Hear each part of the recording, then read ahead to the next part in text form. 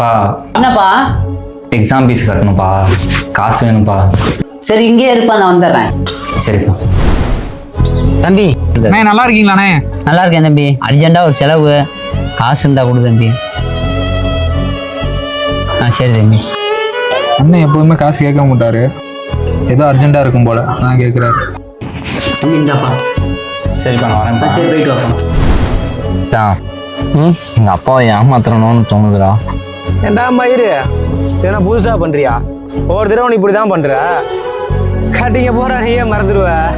மனசு கேட்க மாட்டேங்குது. மூட்டு குறா.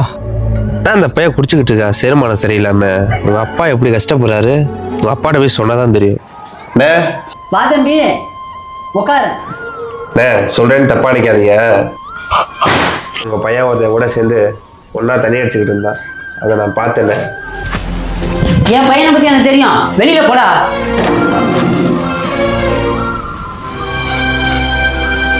எக்ஸாம் ஃபீஸ் கட்டணும்ப்பா, காசு வேணும்ப்பா.